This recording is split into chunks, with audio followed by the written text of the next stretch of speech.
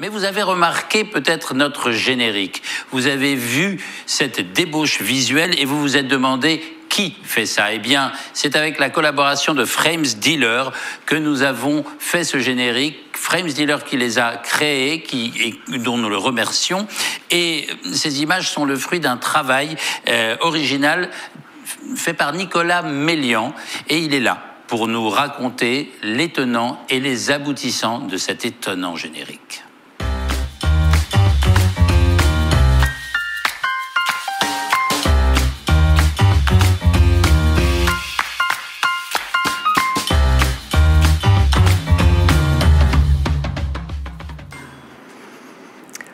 Alors bonjour à toutes et à tous, je suis ravi d'être parmi vous pour échanger sur ce qui nous apparaît être comme un des challenges majeurs pour les marques du luxe que cette année 2020 a contribué à accélérer et à intensifier, à savoir une question majeure qui est de comment concilier le pragmatisme et l'excellence créative. Alors un petit mot rapide d'abord pour présenter Frames Dealer à celles et ceux qui ne nous connaîtraient pas encore. Frames Dealer, c'est un nouveau type de partenaire audiovisuel pour les marques de luxe. Nous développons un réseau mondial d'artistes, des réalisateurs, des chefs opérateurs et des producteurs qui mettent à disposition leur contenu premium préexistant sur notre plateforme et qui sont activables pour des briefs sur mesure. Alors du fait de notre positionnement très premium en termes de qualité artistique et technique, en fait on a évidemment de nombreuses collaborations avec des marques de luxe. Alors pour nous, un des marqueurs évidemment du luxe, c'est la créativité. Évidemment, s'il y a une chose sur laquelle les marques de luxe ne peuvent pas transiger, c'est évidemment l'excellence créative, la qualité visuelle, notamment de tous leurs supports de communication. Mais pour autant, cette année 2020 a quand même amené forcément une réflexion sur la rationalisation des moyens de production. Alors, évidemment, les marques de luxe doivent garder en fait ce maître mot d'excellence, et pour autant, elles cherchent donc à inventer des nouveaux modèles qui leur permettent de travailler avec ces artistes, avec ces nombreux artistes. Donc, il faut concilier en même temps cette excellence créative avec un certain réalisme économique et organisationnel, et notamment trouver des nouvelles façons de collaborer avec les artistes. Alors, je vais prendre un exemple très concret. Un des 120 artistes avec lesquels nous travaillons, Thomas Vance, vous avez certainement vu passer son travail très récemment, puisqu'il a créé tout l'univers visuel du défilé Dior Homme pour l'automne 2021, qui a été diffusé il y a à peine 48 heures. Il a fait énormément de collaborations également avec des artistes, des musiciens majeurs comme Max Cooper par exemple. Et Thomas, il a un univers très particulier, très singulier. Il travaille sur le cosmos, sur l'univers.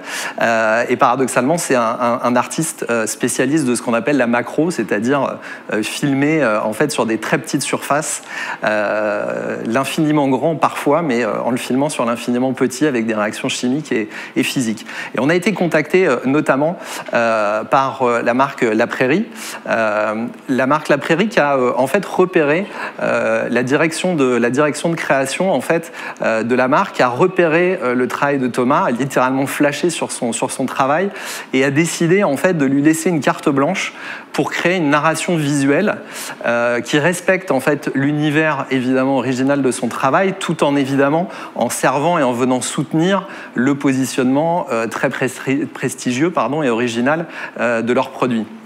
Et en fait, je souhaitais vous parler de cette collaboration parce que pour moi, elle est assez emblématique du côté vertueux de ces nouveaux types de collaboration entre les marques de luxe et les artistes, parce qu'il y a une forme de pragmatisme en fait très vertueux. D'un côté, évidemment, un artiste qui peut amener, qui s'est plongé dans l'univers de la marque pour essayer d'en comprendre véritablement l'ADN et de voir en quoi il pouvait se mettre à son service.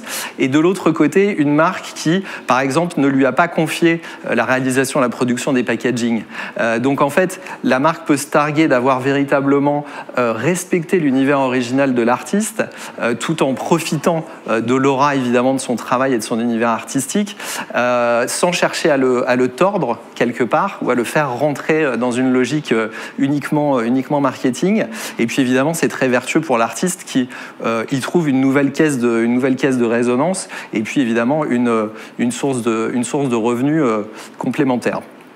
Un des éléments de prospective qui nous est apparu aussi de manière assez flagrante en 2020, c'est vraiment la capacité qu'ont les marques de luxe à se saisir de l'innovation et des innovations techniques, quelles qu'elles soient, pour les mettre au service en fait de leur propre créativité et pour proposer en fait des expériences et des narrations qui soient véritablement inédites et mémorables pour leur public et leur audience en règle générale.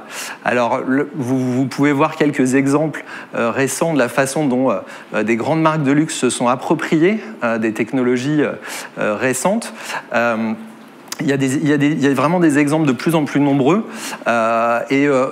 nous concernant, en fait, on sait que l'intelligence artificielle ou le machine learning, par exemple, qui sont des technologies qu'on utilise au quotidien chez FramesDealer, notamment pour indexer en fait les contenus, non seulement de manière descriptive, mais également de manière conceptuelle, c'est-à-dire amener véritablement de l'émotion et de la sensation sur de la data qui pourrait paraître assez froide et aux antipodes de la créativité au départ.